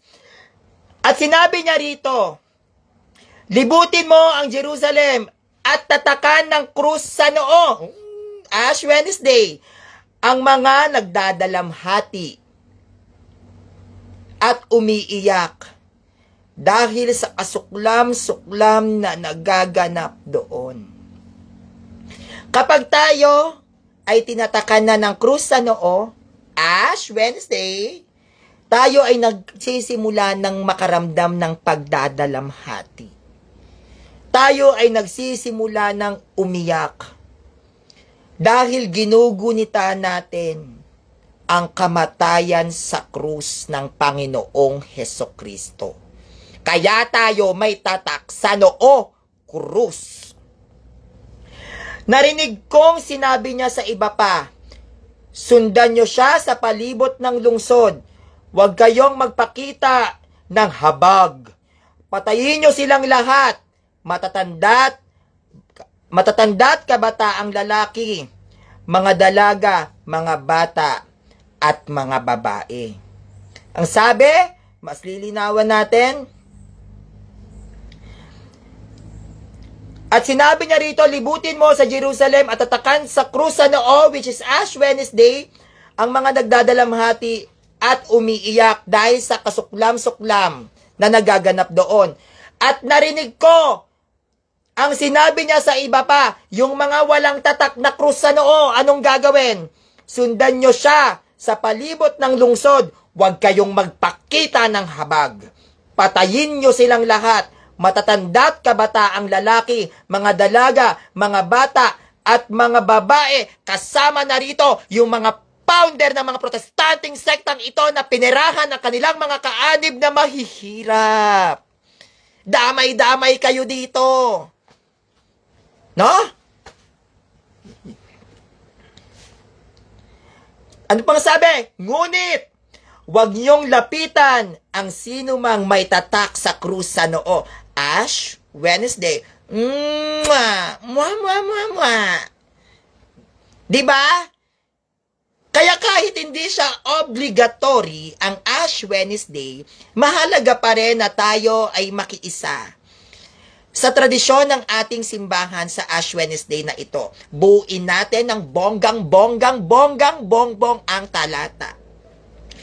Ezekiel 9 verse 4 to 6. At sinabi niya rito, libutin mo ang Jerusalem at tatakan ng krus sa noo, Ash Wednesday, ang mga nagdadalamhati at umiiyak dahil sa kasuklam-suklam na nagaganap doon. Narinig kong sinabi niya sa iba pa, sundan nyo siya sa palibot ng lungsod. Huwag kayong magpakita ng habag. Patayin nyo silang lahat. Matatanda't, kabataang lalaki, mga dalaga, mga bata, at mga babae. Ngunit, huwag nyong lapitan ang sinumang may tatak sa krus. May tatak ng krus sa noo. Ash Wednesday. Sino ang nagpasimula ng tatak sa krus sa noo? Protestant ba? Talaga ba? Nauna ang Catholic Church sa inyo? Diba? Tuloy. Ang krus ay tatak sa noo ng Diyos. Ash Wednesday. Ang krus na itinatatak sa inyo bilang isang abo, yan po ay tatak ng Diyos. Bakit? Okay. Sapagkat ang krus o ang sign of the cross, yan po ay tatak ng Diyos. Sandrio, paano mo na naman nasabi? Napakadelikado mo talagang magbubunga nga. Paano mo nasabi na ang sign of the cross ay tatak ng Diyos yan? Magdaan-daan ka naman, di ba? Grabe ka naman, sobrang-sobra ka na. Okay, dito po tayo.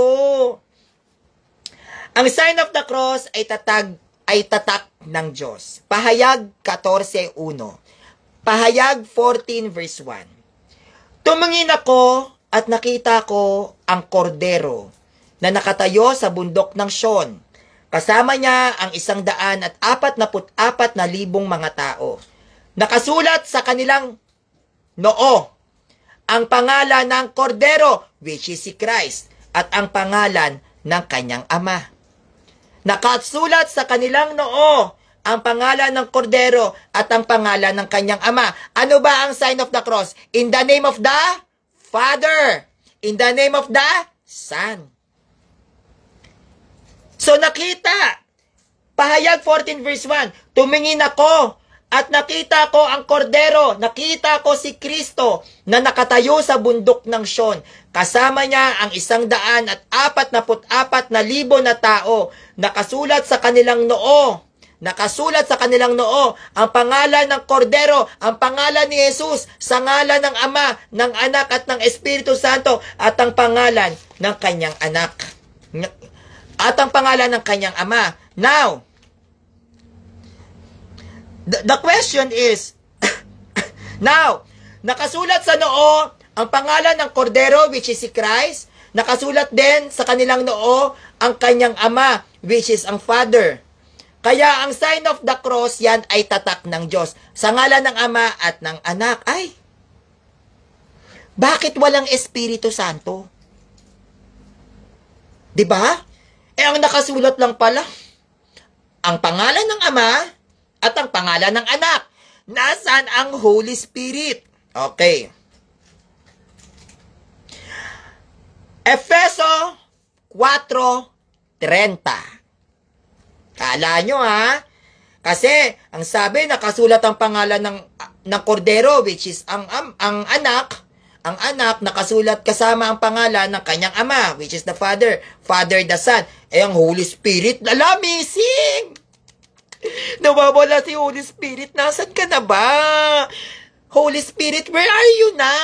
Okay. Efeso 4:30. At huwag niyong saktan ang kalooban ng Espiritu Santo ng Diyos, sapagkat siya ang tatak ng Diyos sa inyo. Perfect na naman Beng! Pasok sa banga. Efeso 4:30. At huwag niyong saktan ang kalooban ng Espiritu Santo ng Diyos, sapagkat siya ang tatak ng Diyos sa inyo, ang katibayan na kayo'y tutubusin pagdating sa takdang panahon. Ang tatak ng banal na Espiritu Santo, yan ay tatak ng Diyos na siyang nasa ating tradisyon bago manalangin, ang sign of the cross, in the name of the Father, and of the Son, and of the Holy Spirit. Ang sabi nga dito, no, may umiiyak na sulpot na SDA, si Juancho Patilis, magpagaling ka muna. Pahayag 14, versikulo 1, tumingin ako at nakita ko ang kordero na nakatayo sa bundok ng Sion, kasama niya ang 144,000 na tao, nakasulat sa kanilang noo, ang pangalan ng kordero, which is si Kristo, at ang pangalan ng kanyang ama. Ibig sabihin, in the name of the Father and of the Son. Nasaan ang Holy Spirit? Efeso 4:30, at huwag niyong saktan ang kalooban ng Espiritu Santo ng Diyos, sapagkat siya ang tatak ng Diyos sa inyo, ang katibayan na kayo'y tutubusin pagdating sa takdang panahon. Kaya tayo ay may in the name of the Father and of the Son and of the Holy Spirit, dahil yan ay tatak ng Diyos. Kaya sa Ash Wednesday, bakit krus ang tatak? Pag tayo'y nilalagyan ng abo, dahil yan ay tatak ng Diyos na siyang magliligtas sa atin sa kanyang muling pagparito. May sign of the cross kayo? Wala kayong tatak. Pag walang tatak, walang ligtas. Ligwak ganun. Kaya malinaw, ang Ama, ang Anak, ang Espiritu Santo, yan ay tatlong persona, iisang Diyos, yan po ay tatak ng Diyos. Kaya ang sign of the cross ng Roman Catholic Church ay tatak ng Diyos para sa ating mga mananampalatayang Katoliko sa ilalim ng simbahang Katolika. Di mo alam yan, mga sulpot. Lib ka na naman. Sabi ko sa iyo Ikalawang Timoteo 2:19. Teka lang po. Ikalawang Timoteo 2:19. Gayon may ang matibay na pinagsasaligan ng Diyos ay mananatili sa mga tatak nito.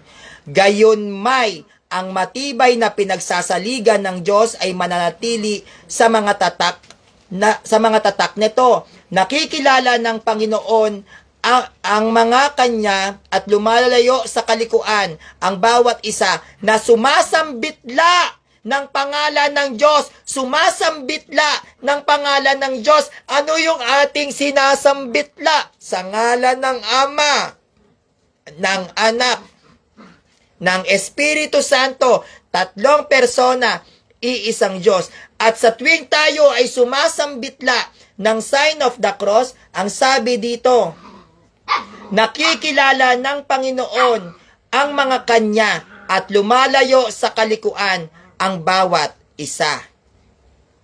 Kaya tayo may mga santo.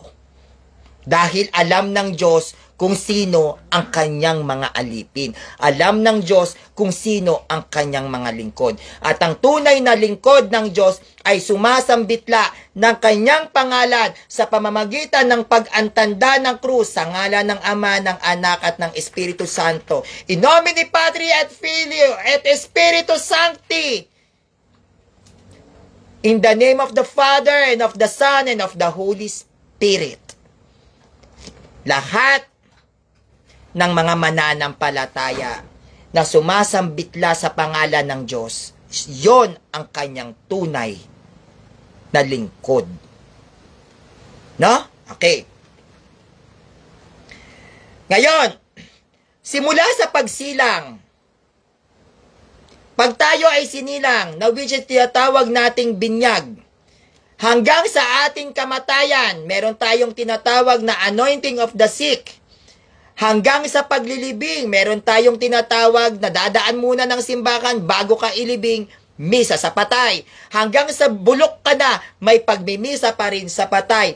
Ang sign of the cross ng ating simbahan ay laging sinasambitla o sinasabi bilang isang tanda, bilang isang tatak ng Diyos sa atin para sa ating mga kaanib ng simbahang Katolika. Magmula sa pagluwal, magmula sa unang uha, hanggang sa kamatayan, hanggang sa bulukan na, ang misa, ang pagbibinyag sa pagsilang, ang pagdaan sa simbahan habang ikaw ay nasa kabaong, magmula sa paglagay sa iyo sa ilalim ng lupa, meron tayong misa sa mga patay. Ang ating simbahan, tinuturuan tayo na lagi mong isambitla ang pangalan ng Diyos sapagkat yan ang tatak ng Diyos na ibinigay sa atin sa pamamagitan ng sa ngalan ng Ama, ng Anak, at ng Espiritu Santo. Diba? Kapag namatay ka, anong may tatanggapin mo? Anointing of the oil. Naghihingalo ka pa lang. Kapag na-deads ka na, dadaan ng simbahan. O, nagbibigay ng blessing, sign of the cross. Pag nasa ilalim ka ng lupa, pupunta kayo ng simbahan, babasbasan pa rin ng sign of the cross yung mga namatay. Bakit? Dahil ang katuruan ng ating simbahan, araw-araw nating sambitlain ang pangalan ng Diyos na siyang kumakatawan sa sign of the cross. In the name of the Father, and of the Son, and of the Holy Spirit. Okay. Kaya nga sabi, sa Matthew 28 verse 19, ano ang sabi? Bautismuhan nyo sila sa ngalan ng Ama, ng Anak, at ng Espiritu Santo. Yan ay binigyang diin ng Panginoong Hesukristo. Magbautismo kayo in the name of the Father, and of the Son, and of the Holy Spirit. Dahil ang sign of the cross, yan ay may mahalagang parte ng sa ating pananampalataya bilang mga tunay na Kristiyano. Hindi po ba? Kaya tinuro sa atin ng simbahan, bago kumain, pagtapos kumain, paglalabas, pupunta ng trabaho, magsa-sign of the cross. Pag dumaan ng simbahan, pumunta ng sementeryo, mag-sign of the cross at ipagdasal natin ang ating mga yumao. Always, whenever you are praying, bago ka manalangin, after mong manalangin, sign of the cross.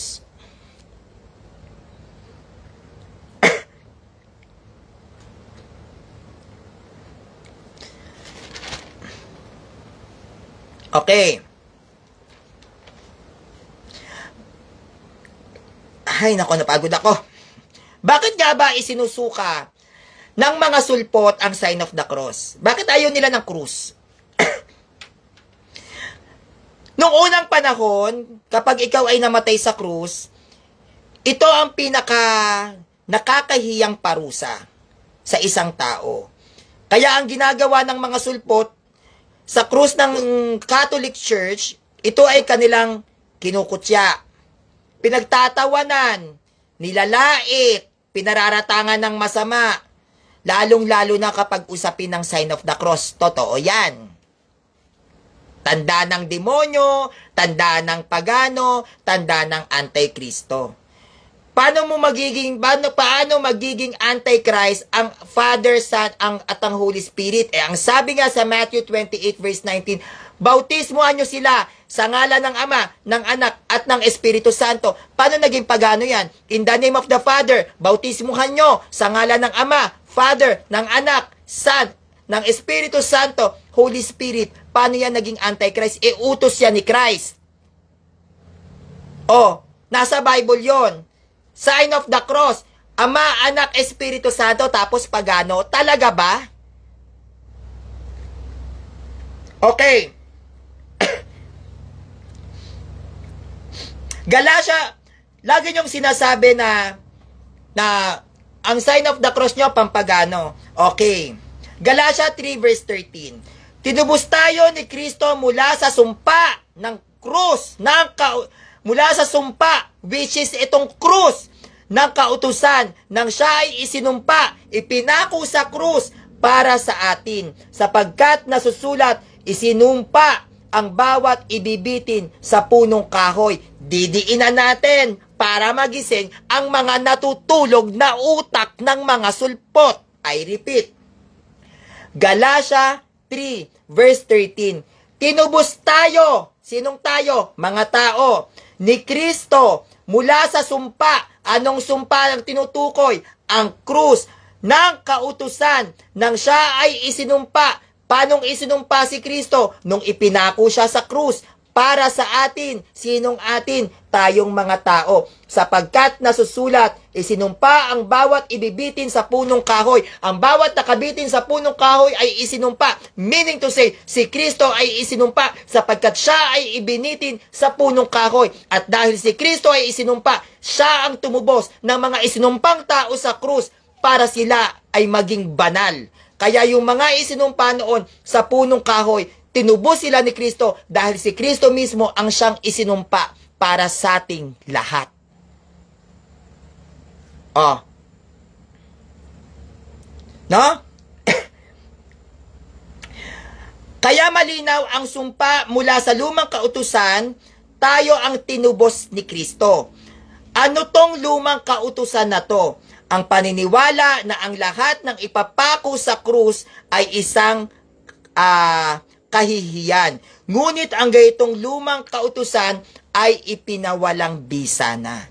Yung sumpa na kapag ikaw ay ipinako sa krus, ikaw ay nasa kahiyahiyang kalagayan, yan ay tinubos ni Kristo. At ang kautusan na pag ikaw ay pinako sa krus ay nakakahiya, yan ay ipinawalang bisa na ni Kristo. Sapagkat ang sumpang kahiya-hiya na yan, ang siyang tinubos ni Kristo nung siya ay ipinako sa krus. Kaya kung makikita natin sa panahon na hindi pa compiled ang Bible, marami pong mga Kristiyano ang ipinako sa krus ng walang kalaban-laban. At yon ay hindi pagpapakita na sila ay ipinako sa kahiyahiyang kalagayan. Sila ay ipinako sa krus sa pamamagitan ng paglaban at pagtatanggol sa kanilang pananampalataya bilang mga tunay na Kristiyano sa ilalim ng Iglesia Katolika Apostolika Romana.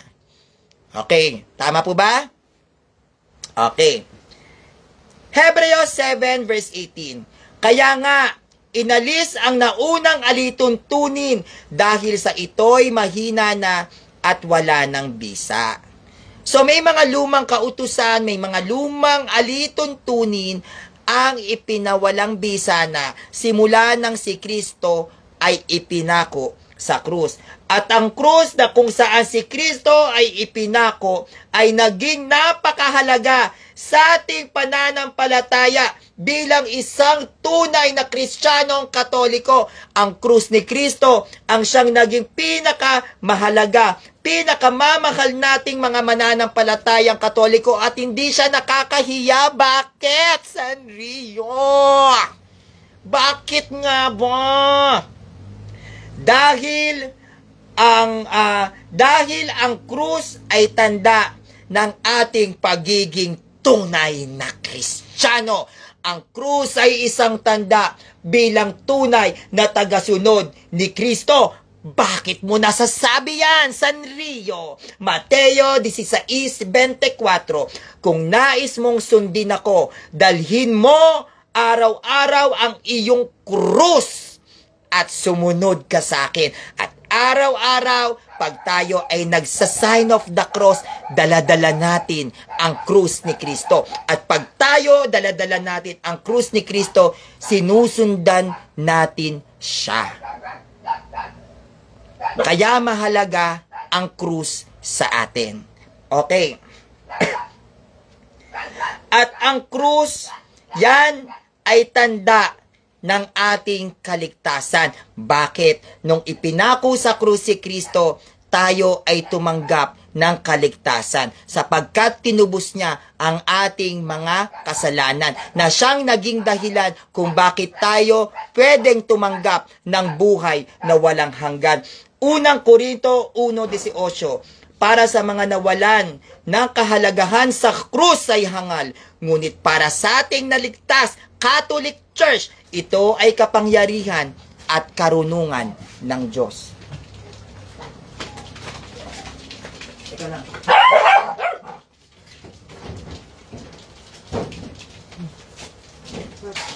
Ito ay karunungan ng Diyos. Okay. Kaya tayong mga Katoliko, tayo ay may mataas na pagpapahalaga sa krus. Katulad ng Cross of the Apostles. Diba? Dahil sa mga krus na ito, kaya ang mga mananampalatayang Kristiyanong Katoliko ay nagkamit ng kaligtasan. At dahil sa krus, kaya tayo ngayon ay merong relihiyong Kristyanismo sa ilalim ng simbahang Katolika. Kaya ang nagpakalat ng tunay at tapat na doktrina pagdating kay Kristo is only the Catholic Church. Dahil tayo ang nagpakalat at nagturo ng mga katuruan ni Christ. Always remember this. Sa ilalim ng Christianity, Catholic Church po ang nagpakilala kay Kristo. We compile the Bible, kaya nalaman ng Protestant na may Kristong nag-e-exist. Kasi kung hindi na-compiled ang Bible, wala pong Protestant. Kung wala pong Protestant, only the Catholic Church lang po ang kikilalaning Christianity sa buong mundo. And only the Catholic Church lang naman talaga ang kinikilalang true Christian ng mga religion. Why? Dahil hindi po kahit kailan magiging religion ang Protestant. At ang Protestant ay hindi pwedeng maging religion. Dahil ang religion ay matatawag mo pag nauna sila sa aklat. Dahil ang religion ang gagawa ng aklat. Hindi po ang aklat ang gagawa ng religion. Kaya ang religion ang gumawa ng aklat at ang aklat ang dahilan kung bakit nagkaroon ng Protestant. Catholic Church is the responsible kung bakit nagka-Bible at dahil sa Bible, kaya nagkaroon ng Protestante. Kaya ang tunay na kaligtasan, ang tunay na katuruan sa ilalim ng Kristyanismong relihiyon, yan ay matatagpuan lamang sa tatag ni Kristo mula sa bayan ng Jerusalem, inilipat sa bayang nagkakabunga, which is bayan ng Roma, na napunta sa bansang Espanya, na siyang dinala ng mga Espanyol sa Pilipinas, na ang Pilipinas ay dating bayan ng mga pagano na naging bansang Kristiyano, walang iba is the Catholic Church. So sana nagustuhan nyo po ang ating presentations for today. Sana kahit papaano ay medyo nagkaroon kayo ng kahit na kaunti lang na idea sa Ash Wednesday. At ito po ay by request ng ating mga kapanalig kung ano daw po ang stand ko sa Ash Wednesday. At sana nagustuhan nyo ang mumunti nating presentasyon for today. At ang tagal ko nga po talagang nawala dahil sunod-sunod po talaga yung mga naging problema ko. Siguro, ito yung pamamaraan ni Satanas para patigilin ako sa pagla-live ko, no? Pero ganun pa man, salamat po sa lahat ng mga nagmamahal sa akin at ipinagdadasal ako. Kay Ate Genevieve Orsolino, kay Mami Rhea Yangsmi, kay Ate Mel, no? Kay Ate Mel, hello, kamusta ka dyan sa Korea? Kay Muslim, hello. Kay Marcos Capitle at sa lahat po ng mga nanood at manonood at makakapanood, hello po sa inyo. And please don't forget to subscribe on my YouTube channel, Sanrio TV. God bless you at pagpalain po sana tayong lahat ng poong may kapal. Bye-bye!